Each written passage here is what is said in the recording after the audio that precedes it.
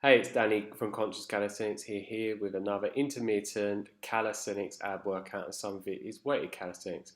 So, the first exercise is knees to elbows with a twist modification outwards, as you can see I'm doing in this. And with this modification, instead of just putting your knee forward, you then twist it out, as I'm doing now. And you want to do 12 reps on each side. And you want your shoulders to ideally be stacked directly underneath your elbows, and you want to have your back as flat as possible. And then, as you can see, bring a knee all the way up to your elbow and then twist it out. And this is a very good exercise for the obliques and overall abs as well. And then we have your hanging toes to bar, and you want to lift your feet all the way up to the bar, hang down with your arms fully extended out, don't have them bent whatsoever. Make sure that your whole core is engaged and you're using your core to lift you up, because a lot of people are using their hips instead, which does not fully engage the core. So then it's not going to be that intense on the core. I see so many people swinging all the way back with like a lot of force and then swinging back up, and that's not good whatsoever. Let yourself come down slowly, come down straight so your body's completely fat, and then go back up. Now we have hip raises, and you want to do 12 reps of these. And if you're someone that's more advanced, on the negative part, which is this part now going down, you could do a dragon flag negative, which makes it a lot harder. But yeah, for someone that is just going to do the standard hip raises like I'm doing now, make sure when you are lifting your legs up, as you see me do in this clip, make sure that it's mostly your core lifting them up by making sure that your core is engaged. And then when you go to lift up from the hip area and at your back, that it is your abs lifting you up. Because I see a lot of time people that I've gone to train, they're not fully engaging their abs, so their abs is not doing most of the work and their hips actually are. So then they're not getting the full benefits of this ab exercise.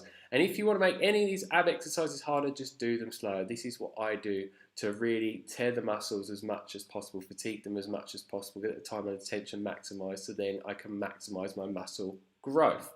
And then we have this funny calisthenics movement that I love, which is the dying cockroach exercise. And this is really good for the obliques and also all of the abdominal muscles. And when you're doing this one, have your body laying flat like I am, as you can see in this video. And when you're moving your legs around, just move them slightly round with your hips at the same time, but get your abs to be fully engaged and get your hips and your legs to move to the side. Don't just be using your legs and your hips, because again, you're not going to get the full benefits of this amazing calisthenics exercise. And what I'd recommend with this one is doing 2 360 circles, so 720 say, in one direction, and then come back round the other direction 360 degrees. So it's 2 full circles. And as you can see, it is quite intense to me, as my face was just demonstrating a moment ago. And yeah, what I love to do in every calisthenics exercise is normally do 3 exercises that works more on the oblique muscles, next to their six-pack, as a lot of people would call it. And then the other 3 exercises that I normally do is target more of the six-pack area. And this is what I've done in this video, so you can get an all-round balanced ab calisthenics workout. And with these exercises, you ideally want to be doing 3 rounds of each exercise. And then we are now moving on to a forward leaning plank, as I call it. But I've actually added additional weight because it's just too easy for me without the additional weight. So this is a weighted calisthenics move. You don't need to be necessarily doing it like I am. And what I say is I would prefer to be having my bum slightly raised up a bit more.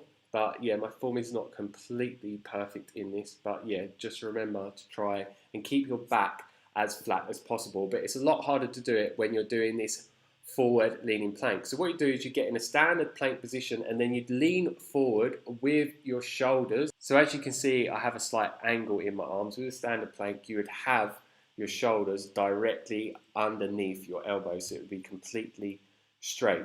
And what I'd recommend is trying to do this for a minimum of 60 seconds, and make sure that your bum, your glutes, your legs, your core, everything is pretty much fully engaged to get the full benefits of this exercise. And this modified plank targets more of the lower ab, which is one of the hardest ab muscles to actually develop. And now I'm doing weighted crunches, so you'd lie down on the floor like I am with your knees bent up, your feet on the floor.